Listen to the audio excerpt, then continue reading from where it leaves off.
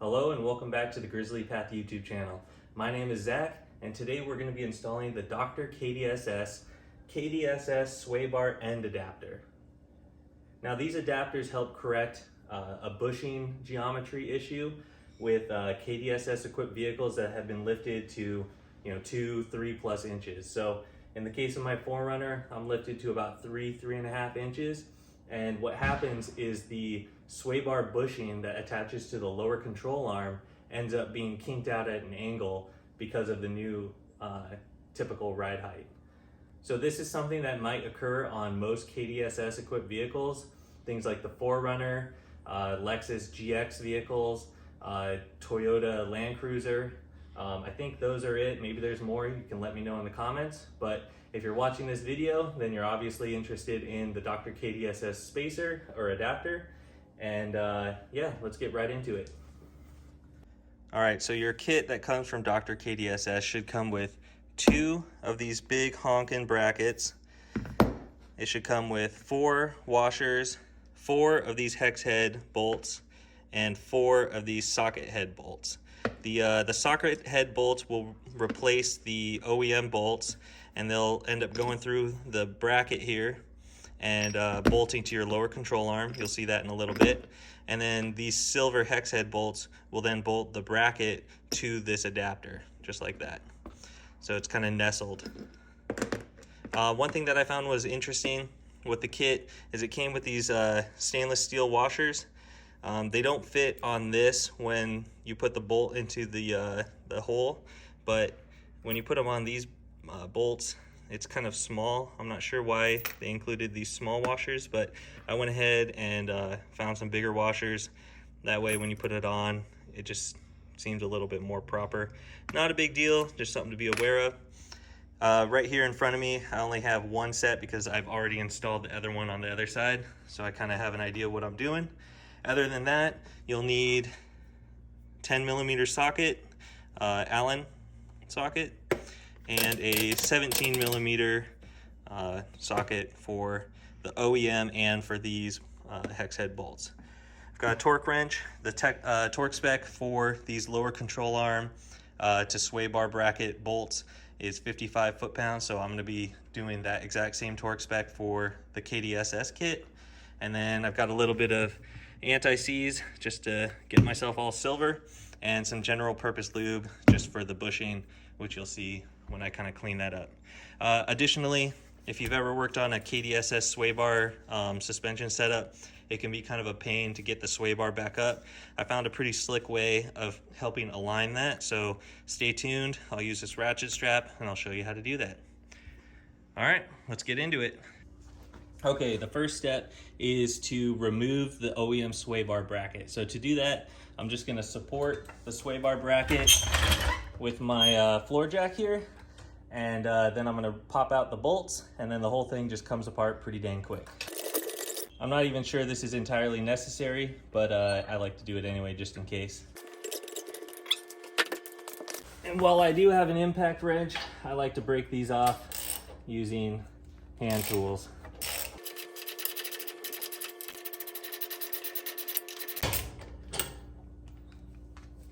Just like that. Okay, from here, you can kind of get your jack out of the way maybe. See, it wasn't loaded really anyway, but now I can kind of finagle this OEM bracket off.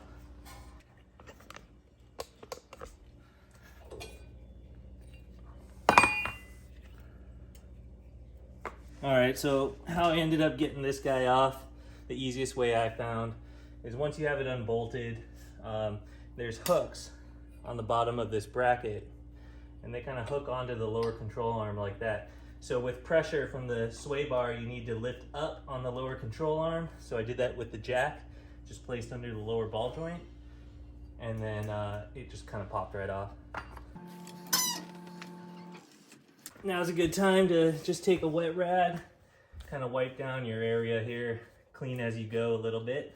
These lower control arm KDSS sway bar holes can get a little gummed up if you've done suspension work, so it's nice to kind of clean it all out. Okay, next we entered the permanent modification part of this install. So because of these brackets that we mentioned before, we're gonna have difficulty bolting this on to the adapter. You can see the interference there. So gotta take the grinder and just cut those little tabs off. I kind of figured it's okay because if I ever need to go back to stock, first off, you could still bolt it on just fine. You just won't have these handy dandy hooks. But I figured I could just order new brackets if I have to. So let's cut those off.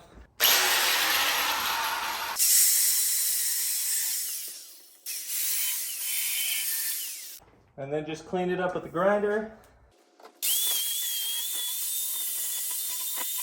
And then what I'm gonna do next is take the bracket, clean it up a little bit, and just hit it with a little bit of paint.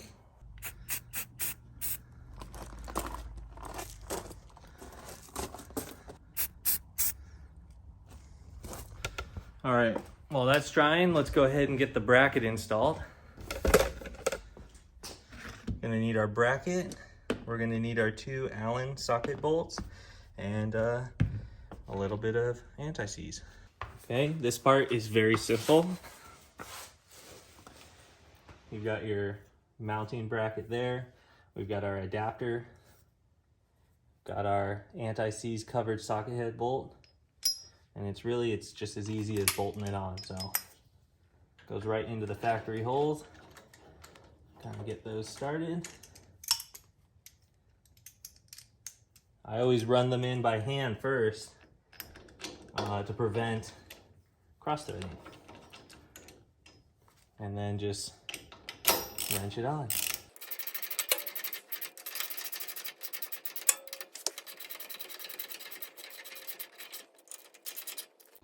And then torque to 55 foot-pounds.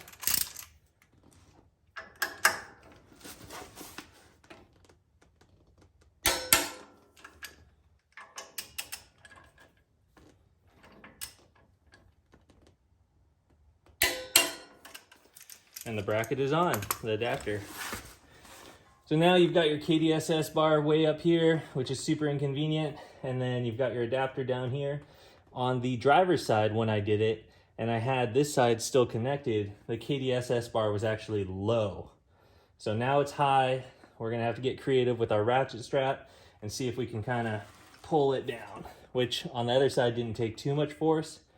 So we'll see. Might end up having to jack up the other side just to kind of counter that attachment point, bring this down. We'll play with it. We'll see how it works out. Okay, next we're gonna take off the skid plate here, get that guy off so that we can access the KDSS sway bar drop bracket and remove the bolt on that. That'll drop it down, allow us to adjust our KDSS end link here and get it connected. So the easiest way that I've found to get the passenger side KDSS bracket bolted back on, because it has this hard mount right there, where the other side has the hydraulic accordion thing. See if I can get it right there. Is if you just go ahead and take the lower skid plate off, if you unbolt the KDSS bracket on the driver's side, right there, and you've got it off on the passenger side, then what you can do is just unbolt the KDSS sway bar from the hard mount, and then the whole thing drops down. Now it's all just completely loosey-goosey, and you can bolt on your passenger side KDSS bracket onto the relocation adapter. And then on the driver's side, once you have this side attached, I recommend you attach this side first, the passenger side, then do the driver's side, because on the driver's side, that's when we'll use the ratchet strap trick.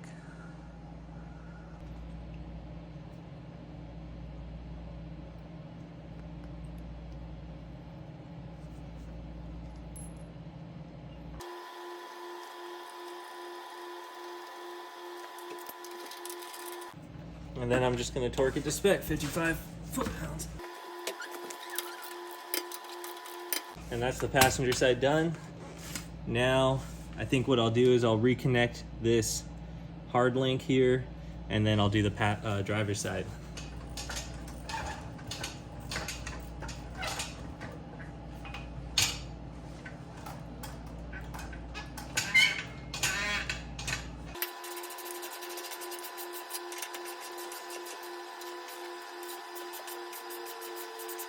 Go ahead and get this torque down now.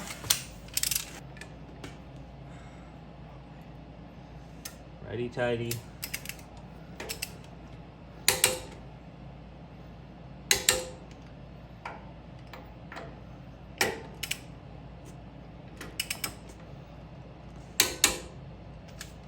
So at this point, I'm going to lower the jack, and I'm going to use my ratchet strap trick to get the driver's side KDSS sway bar bracket attached to the lower control arm. Okay, so on this side, it's a little easier. The sway bar is lower than the bracket location. On the passenger side, the sway bar like to go up and behind the bracket location, which makes it kind of difficult. But on this side, we can use a ratchet strap to kind of just cinch this up.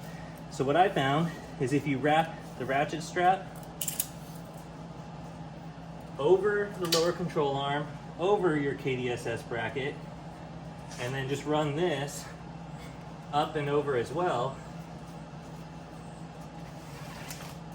kind of like that, so it's wrapped and it's pulling in that direction.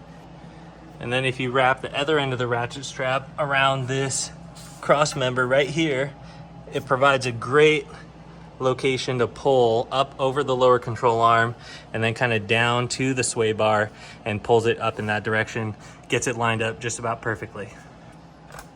Okay, got the ratchet strap all hooked up. Gonna go ahead, start ratcheting it in. I'm gonna get the jack under it, just kind of push up the sway bar.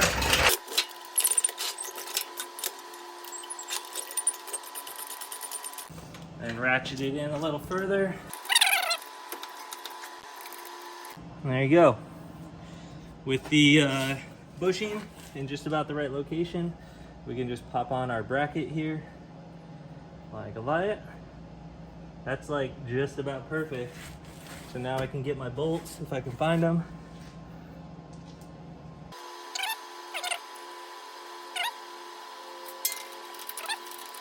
And then torque it to spec, 55 foot-pounds.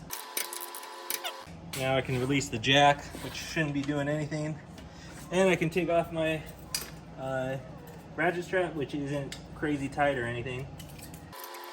Do you need the ratchet strap? No, but I've done this quite a few times now, and it is sort of nice just to help pull the sway bar in. It's pretty flexible on its own, so you could just use the floor jack to kind of get it into position, but the ratchet strap does help kind of suck it in. So that's pretty much it. Now I'm installed on both sides, driver's side, passenger side. I'm gonna go ahead and get the skid plate all bolted up, and then we're done.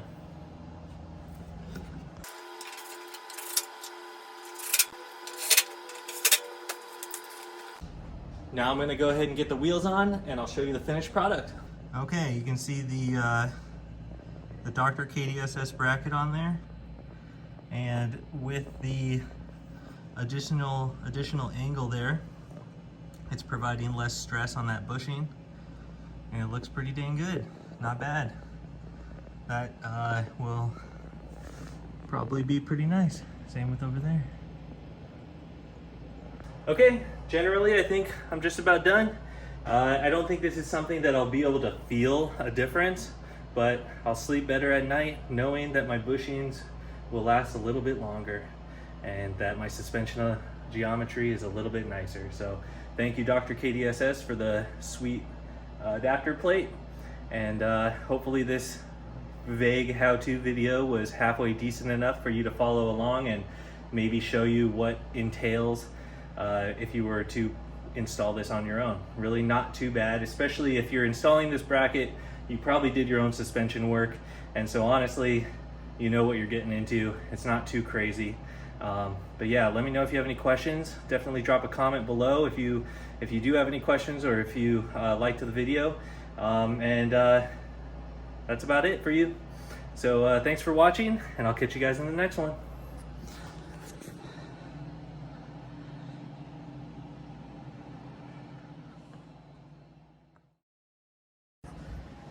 Man, how-to videos are not easy. Hopefully that was somewhat coherent for you.